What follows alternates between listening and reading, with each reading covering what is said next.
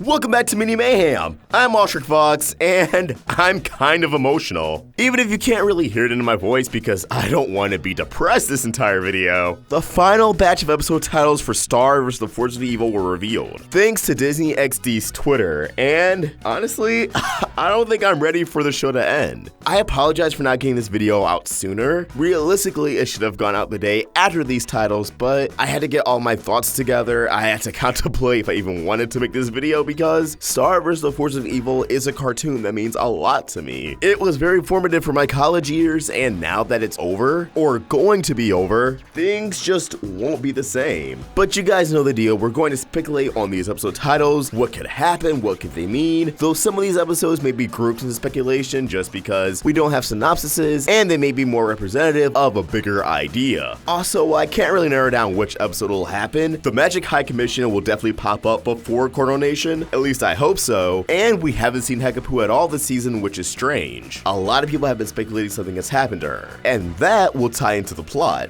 but I'm not really sure. With all that said, let's just jump into it. So starting with episodes that actually aired this week, Princess Quasar Caterpillar and the Magic Bell. Now I think this episode will definitely be a parody on Star herself. Quasar by definition is a massive and extremely remote celestial object, so that keeps up with the naming scheme of Star, Moon, Comet, Celeste, Solaria, etc. Instead of Star Butterfly, it's a caterpillar, and Magic Bell instead of Magic Wand. This might be the show's equivalent of a meta episode like Avatar's Fire Emblem players, or what Crying Breakfast Friends is in Steven Universe. The show making light of itself, but possibly alluding to future character arcs and future events in the show's story. Maybe it's a bedtime story that's read to Meteora by Glossaric, in which he recaps the events of the show. Maybe it's a TV show within the universe of Star. Maybe it's a campfire story. Anything's possible. Moving on, we have Ghosts of Butterfly Castle. I believe this will be a Moon and River focused episode, likely featuring the scene from one of the Disney XD promos that has Moon gasping at something in the grandma room. The ghost could be the castle itself, kind of symbolic as it was destroyed and abandoned. The ghost could be one of the former queens. Considering this likely will be a Moon-centric episode, it could also be her mother, Comet Butterfly. It could be Eclipse's father, Alphonse the Worthy, as a painting of him is present in Butterfly Castle and Star's room, which once spoke to Marco in Blood Moon Ball. Eclipse also communicating to this painting as a way to activate the hidden passage behind it. The ghost could even be Toffee. As we're done with a third of the season already, these upcoming episodes have to establish things for the conclusion. I think the most likely scenario from a narrative standpoint is Moon seeing one or more former queens, Comet being the top candidate, who expresses disappointment and even scolds Moon for not fighting to reclaim the throne, and thus progressing Moon's arc. I'm excited for this episode, but let's focus on Cornball, which is actually one of the only episodes we have a synopsis for. Star tries to convince Buffrog to move back to Muni. Now, the title of this episode being punctuated makes me think that Cornball will be a phrase of some sort, shouted in the episode. That being said, Cornball is likely the equivalent of basketball, football, soccer, baseball, one of the really big sports in our world, or an amalgamation of said sports. Star may challenge Buffrog and his family to a game of Cornball. If she wins, he comes back to Muni. If he wins, he stays where he currently is. Yet, Star needing to convince Buffrog to return shows he may not trust Eclipso or Globgor either, further painting Eclipsa in a complex light. If Buffrog of all people doesn't trust her, a monster himself, who will? Paired with Cornball is Meteora's lesson, which we also have a synopsis for. Glossaric needs Meteora to help him with an errand. Now, I think this errand in question may be to enter Star's closet and find the remaining piece of the Book of Spells, so the Silkworms can restore it. Perhaps as Eclipse has a throne, Meteora is who Glossaric serves, considering she's the current princess of Muni. This episode could make or break the notion that Meteora retains her memories, and if she's plotting something sinister against the kingdom. We may also get a glimpse of Meteora's magic abilities. All in all, this should be a solid one. Next up, the Night Shift. I'm thinking Marco may actually finally become a knight under Eclipse's rule. Maybe the episode will focus on a knight we know very well, like Lavabo. We could all see the other squires like Higgs again. Now, I'm not sure this will be a plot-focused episode, but I think it'll be a fun one. But let's move on to something I think will be a plot-focused episode. Queen-napped. Now, when you hear Queen-napped, the obvious answer to who's Queen-napped is Eclipsa. For some reason, she gets abducted, she gets kidnapped, and now everyone has to find her. However, I think it'd be more interesting and more in the style of Star if all the other queens from different kingdoms of Muni were being slowly kidnapped one by one, and Eclipse is being blamed as the culprit. Thus, they have to figure out just what's going on. It would allow us to interact with and explore the other queens within Muni, and continue the whole "is Eclipse evil? Is she good? Is she just misunderstood?" angle. Afterwards is Junk and Janna. I just think this is going to be a fun Janna-centric episode. I would be very surprised if there's plot. Not much here. Next up, A Spell with No Name. Another one I'm very excited for. Now, because I'm obsessed with Toffee, I think this title could be referring to the spell Eclipse gave Moon to defeat Toffee, as that is a spell with no name,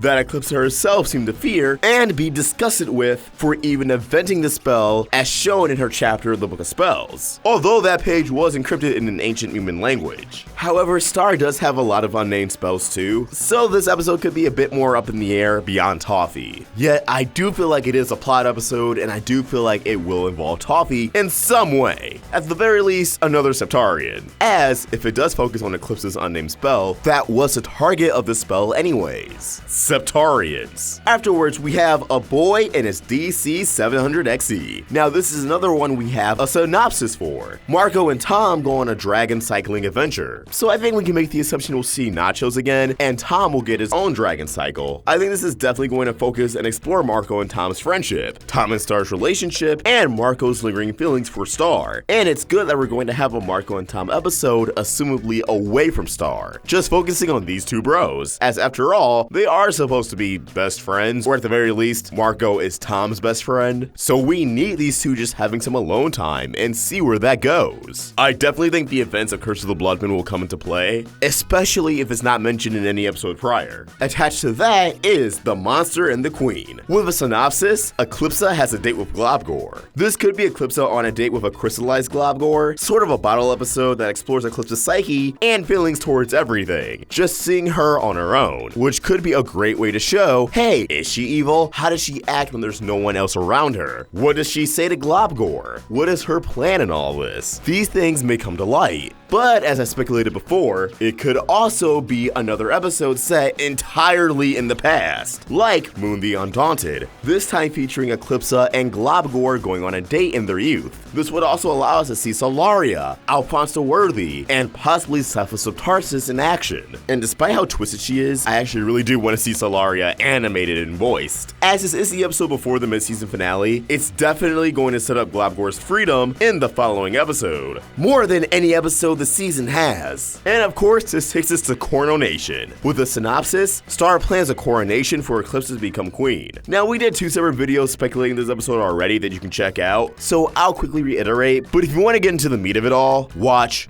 those videos. I generally think it could be a Game of Thrones, as who's officially crowned in this coronation, or Coronation, will officially become the leader of Muni. I think this will be between Eclipse, Moon, possibly Ludo, and possibly even Toffee, although the latter isn't as likely at all. Globgor will definitely be freed by this episode's end, by Star's own doing by performing the crystal pulverizing spell, as we saw in Solaria's chapter in the Book of Spells. I don't think Eclipse will be the one to free Globgor, although again, you can check those 2 videos out. And judging by the following episode titles, I think this episode's climax will lead to the season's second half, seeing Star and Marco return to Earth, either by force or by choice. So let's look at those episode titles. While I have absolutely nothing on Doop Doop, Burritos Tacos is interesting, and this especially gives me the feeling that we're going to return back to Earth, as Burritos Tacos is one of the more frequent locations we've seen on the planet, or in the dimension. Now, this episode title may be a misdirect of sorts. While the stand, Burritos Tacos, may be involved, I think we may see the return of Jackie Lynn Thomas. Without a doubt, she's absolutely going to return by the end of the series, likely for Marco's development. So in a way, this could be both a character development episode and a plot episode. This takes us to Beach Day, the one a lot of fans, mainly shipping fans, have been looking forward to. I do believe this will be a huge Starco episode in terms of developing their characters and the idea of their relationship. I can't stress this enough. The idea at most. Although I could be horribly wrong. Tom and Star may come to an end here as well, but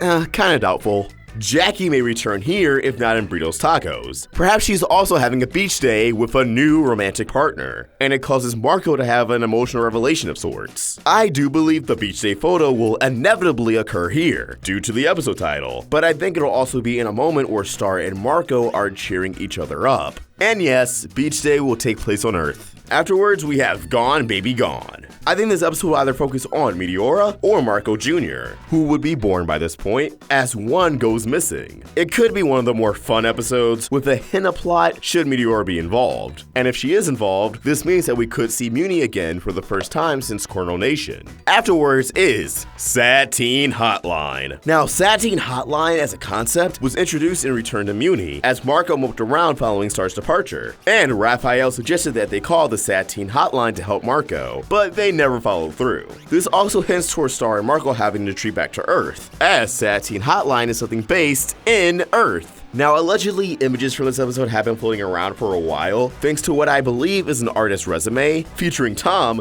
surrounded by a wall of fire, looking very shocked at something, following by props of what seems to be also him, likely by accident, setting a chair on fire. So this likely will be a juicy shipping episode. So Satine Hotline could be for Marco, if things don't work out with Kelly, or if an interaction with Jackie does not go over smoothly. It could be for Star due to stress. It could be for Tom if his relationship with Star reaches an end, and her and Marco seem to be having a greater spark. For any place that has Star and Tom's relationship come to an end, I think it's most likely to be here. Afterwards we have Junk and Jana, which, Mama Star, I'm not entirely sure, but it could be a plot episode as it gives me a vibe of war. You know, whenever the shots are fired. Ready, aim, fire. So this may be an important episode not from Star's perspective, but maybe Moon or Eclipse or any other important character on Muni. Perhaps there really is another monster-human war, or war between Septardians and monsters. Afterwards is The Right Way, which is another episode I'm very excited for. This episode title parallels The Hard Way from Season 2, where Ludo tries to learn spells. Thus, this is likely a Ludo episode and a plot episode. Now, Toffee had his first speaking appearance of Season 2 in The Hard Way. Keep that in mind, because he may pop up here. Again, I'm not letting go of Toffee. Ludo could also be trying to learn magic again, or approach being a villain the right way. Definitely banking on this being a Ludo episode, and I'm very excited. Although I really hope his return isn't in this episode. I don't want him coming in this late in the game. I definitely think it should be much earlier. Afterwards is Here to Help. I'm hoping for this to be another plot episode as we are reaching the end. Whoever is here to help could be a significant character, or this could be a goofy episode, and if it is, it could be a character trying to help others and failing, or a new one-off character appearing to help Star and Marco with something. Maybe it's a relationship, character-driven episode, focusing on Tom trying to help Star and Marco despite Tom and Star being broken up, proving that he still wants to be a good friend to both of them. The question is, should he be? Next up, Pizza Party. I believe this could be a deceiving title like Swimsuit, a pizza party being a part of the episode, but it's not the focus at all. That being said, I'm hoping for a plot episode. Afterwards is Tavern at the End of the Multiverse. Now, this could be the tavern Marco and Hekapu are in at nightlife, and I mainly just hope this properly sets up the series finale, which the title of the series finale is Cleaved. Now, as other episodes of Season 4 have aired to a week, and this is airing by itself, I'm hoping and assuming this episode will actually be an hour, and not just a half hour. They're just saving that revelation closer to the finale's premiere. When first hearing Cleaved, we're all going to think of Glassrick's line at the end of Season 1. Cleaved. That's a funny word. You can cleave something apart, or you can cleave something together. In the context of that original line, which I don't believe the phrase cleaved has been ever mentioned again since, it was referencing the wand, which could play a role in this episode. Perhaps the wand is cleaved once more. However, instead of cleave something apart, this could be focusing on cleaving something together, which could be monsters and humans finally being cleaved together, living in unity by the episode's end. Star's overarching goal is finally realized. Cleaving something together could also be Star and Marco being cleaved together into a romantic relationship. Yes, Starco fans, you may finally get it here in the series finale, just like I predicted. However, something may also have to be cleaved apart, maybe another relationship, or maybe a character death. This could also tie into Jana's soul being cleaved from itself in Curse of the Blood Moon. Perhaps another character's soul was cleaved from themselves, allowing them to come back, like Toffee. I think we also have to see the realm of magic again, and its tie into the story. A lot of things in Conquer revolving around the realm of magic was never touched on again. So we gotta see it in some of these episodes, and especially here. Maybe magic will be cleaved from all of existence, like Toffee initially wanted. Maybe the multiverse has to go without magic, and that's how things need to be for things to work out. Thus, the realm of magic and everything else is cleaved once and for all. And there you have it, folks. My initial speculations based off these episode titles. Oh god, there's nothing after cleaved. Oh god, Star's gonna end soon. No! Let us know your thoughts in the comments below, or tweet your thoughts at Roundtable Vids. And for my own thoughts, you can find me at OshrickFox. We're also on Instagram. Help the Roundtable grow by either becoming a member of this channel or supporting us over at Patreon. Help us do more amazing things. Link in the description. If you enjoyed this video, please throw it a like and subscribe to the Roundtable for more great cartoon content. Thank you for watching, and I hope you have an awesome day. OshrickFox, out.